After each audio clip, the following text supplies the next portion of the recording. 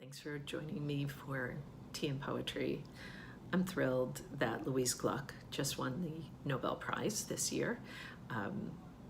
It's been 27 years since the last American woman won the Nobel Prize for Literature, and that was Toni Morrison in 1993.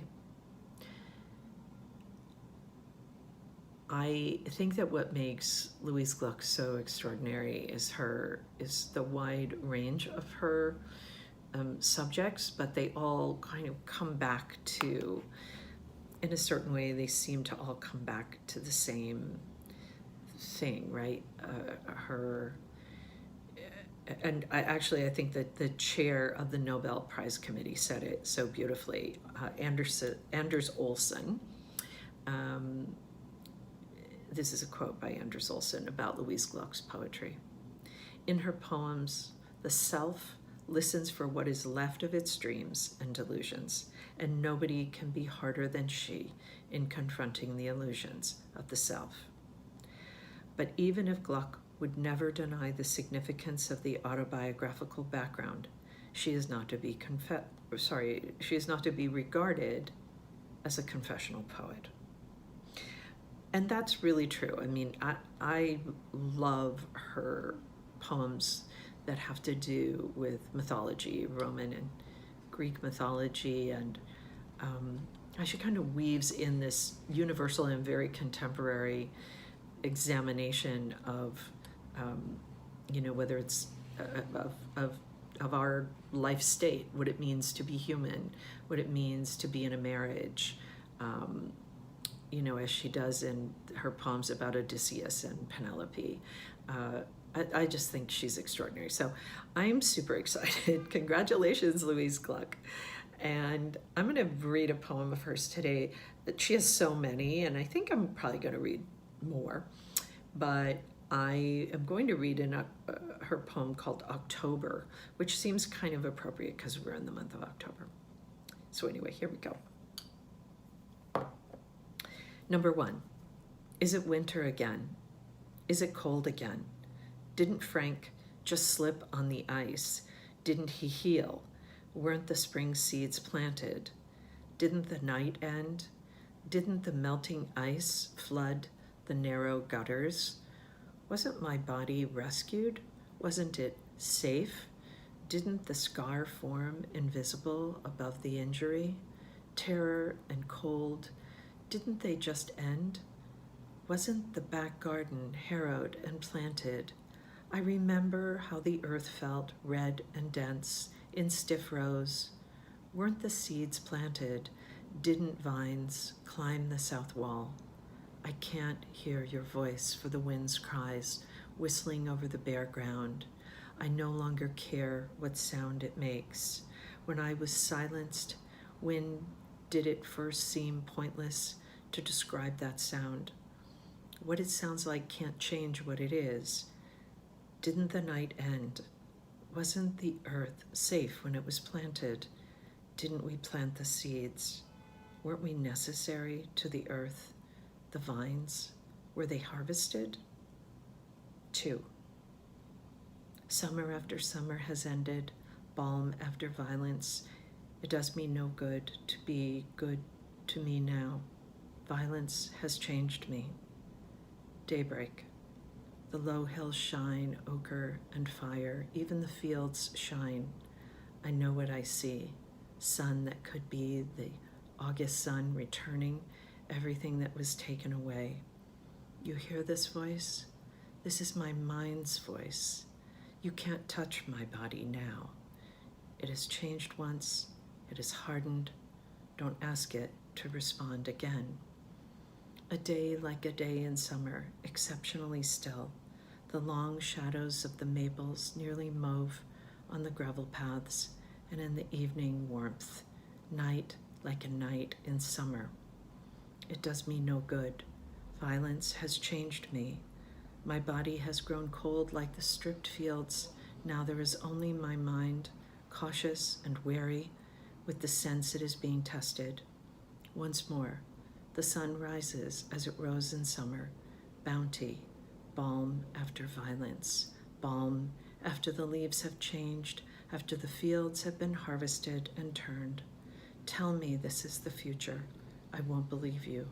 Tell me I am living. I won't believe you. 3. Snow had fallen. I remember music from an open window. Come to me, said the world. This is not to say it spoke in exact sentences, but that I perceived beauty in this manner. Sunrise, a film of moisture on each living thing, pools of cold light formed in the gutters. I stood at the doorway, ridiculous as it now seems. What others found in art, I found in nature. What others found in human love, I found in nature. Very simple, but there was no voice there. Winter was over. In the thawed dirt, bits of green were showing. Come to me, said the world. I was standing in my wool coat at a kind of bright portal. I can finally say, long ago. It gives me considerable pleasure. Beauty, the healer, the teacher. Death cannot harm me more than you have harmed me, my beloved life. 4. The light has changed. Middle C is tuned darker now, and the songs of morning sound over-rehearsed. This is the light of autumn, not the light of spring. The light of autumn. You will not be spared. The songs have changed. The unspeakable has entered them. This is the light of autumn, not the light that says, I am reborn. Not the spring dawn. I strained, I suffered, I was delivered. This is the present, an allegory of waste. So much has changed, and still you are fortunate. The ideal burns in you like a fever, or not like a fever, like a second heart. The songs have changed, but really they are still quite beautiful. They have been concentrated in a smaller space, the space of the mind. They are dark now, with desolation and anguish, and yet the notes recur. They hover oddly in anticipation of silence. The ear gets used to them.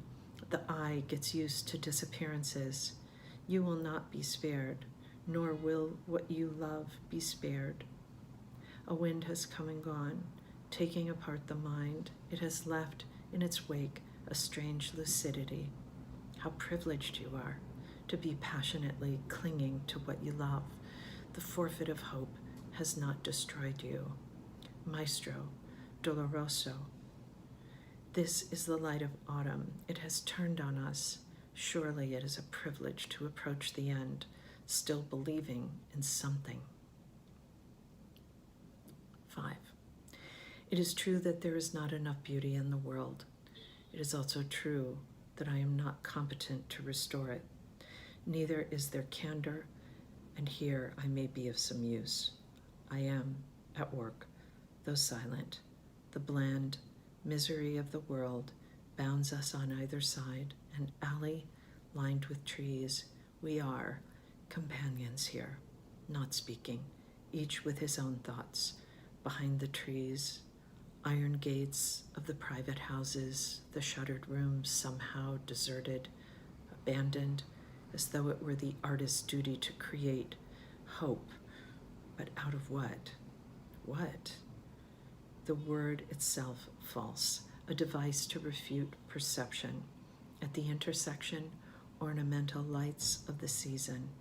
I was young here, riding the subway with my small book, as though to defend myself against the same world. You are not alone, the poem said, in the dark tunnel. 6. The brightness of the day becomes the brightness of the night. The fire becomes the mirror. My friend, the earth is bitter, I think. Sunlight has failed her. Bitter or weary, it is hard to say. Between herself and the sun, something has ended. She wants now to be left alone. I think we must give up, turning to her for affirmation. Above the fields, above the roofs of the village houses, the brilliance that made all life possible becomes the cold stars. Lie still and watch. They give nothing, but ask nothing. From within the earth's bitter disgrace, coldness and barrenness, My friend, the moon rises. She is beautiful tonight, but when is she not beautiful?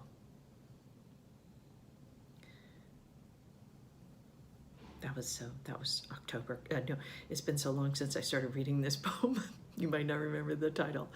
It's called October, and it's from her collection called Averno. And Averno was a collection of her poems that it included a lot of mythology, and so this is all just part of that collection. God, gorgeousness, wowie, I can see why. Oh, she's just such a wonderful poet. So wonderful. What a nice little break in the day. I think good poetry really transports us, and that's why I love to take a break during the day and read it, because especially with everything going on these days, it's just feels so important to give ourselves a little break, to be perhaps transported in a way that is elevates us above all of this our chaotic circumstance. So thanks for joining me. I'm gonna finish my tea. I'm drinking a kind of it's an oolong tea. I love this oolong tea, and it has like toasted things in it. It's really good. Anyway, I'm gonna finish. I'll be back with more tea and poetry, probably more Louise Gluck, because she bears more reading.